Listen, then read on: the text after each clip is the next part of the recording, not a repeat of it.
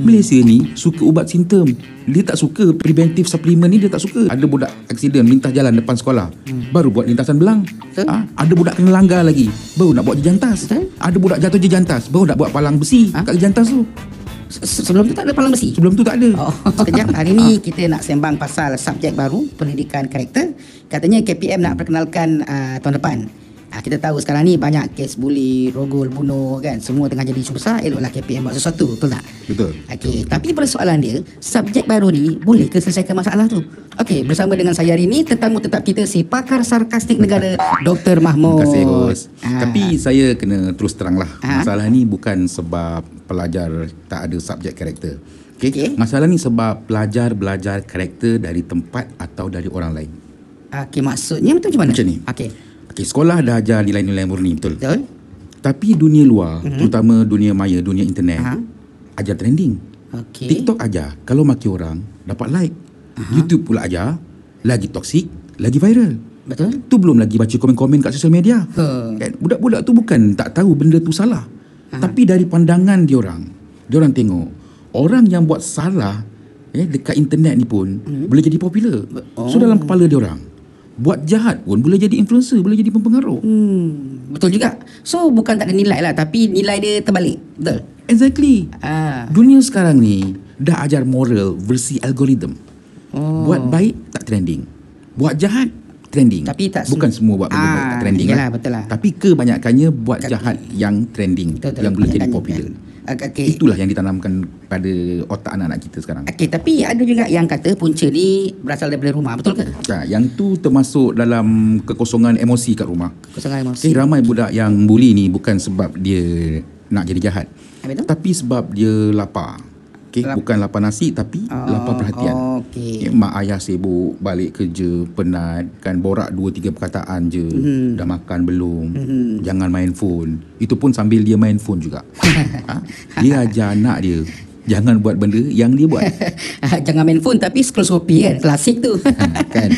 Akhirnya anak tu akan cari tempat lain yang dia boleh rasa berkuasa. Dekat mana? Sekolah lah.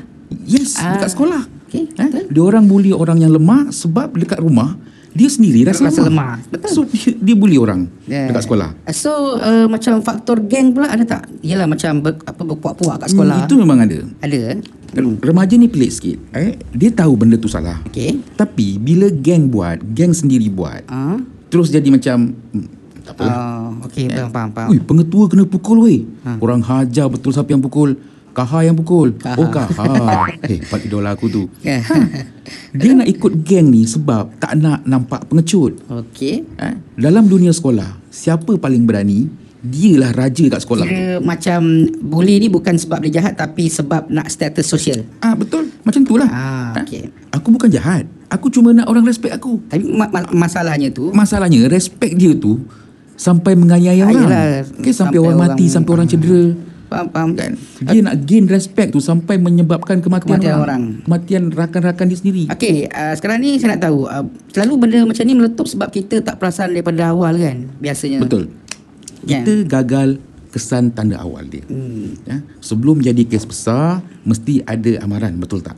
Murid jadi agresif, menyendiri, tulis benda-benda yang pelik dekat sosial media. Ataupun kat mana-mana lah, dekat kertas ke, dekat note ke, dekat diary ke. Tapi diary kita tak boleh baca kan.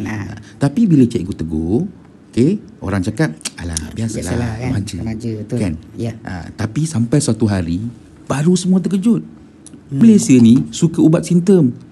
Dia tak suka preventive supplement ni, dia tak suka. Dia suka ubat simptom terus. Ada budak aksiden lintas jalan depan sekolah, baru buat lintasan belang. Ada budak kena langgar lagi, baru nak buat jejantas. Ada budak jatuh jejantas, baru nak buat palang besi kat jejantas tu. Sebelum tu tak ada palang besi? Sebelum tu tak ada. Bila dah meletup, baru cepat-cepat reka satu subjek baru. Lebih kurang macam ubat sakit hati versi kurikulum lah, benda-benda macam ni. Aku rasa punca paling susah sekarang ni masyarakat sendirilah. Kita ajar anak kita jangan maki orang, tapi ayah dia maki orang politik depan TV. Kan, jadi macam mana anak tu nak faham itu nilai? Memang betul. Itu pun salah satu juga contoh. Kan kita suruh anak kita jangan sombong. Tapi nak pergi kedai Aceh dekat je pun naik Honda Civic hitam. Padahal motor ada. Betul, padahal motor ada.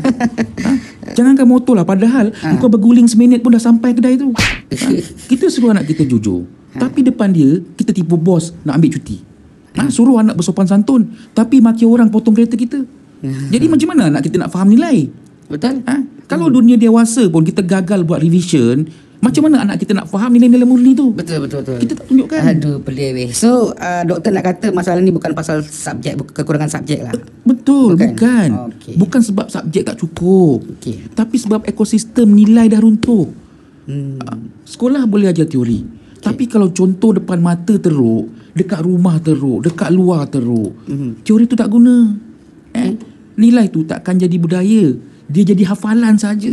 Habis tu kalau nak tambah subjek baru ni, apa gunanya? Boleh ke tambah subjek baru ni? Apa pandangan Kalau doktor? betul-betul nak buat, boleh bantu ke benda ni? memang boleh bantu. Tapi kalau sekadar nak tambah kelas, tambah markah, tambah buku teks nipis. Nipis? Kan, kenapa nipis? Dan isi dia pun suruh rujuk buku pendidikan Islam muka surat 37. Baik letak nama je terus pendidikan copy paste. Betul tak? Betul. Okey, pedih pendidikan copy paste. Tapi okey, rasanya subjek ni untuk siapa sebenarnya? Itulah kan, kita cakap nak bentuk karakter pelajar.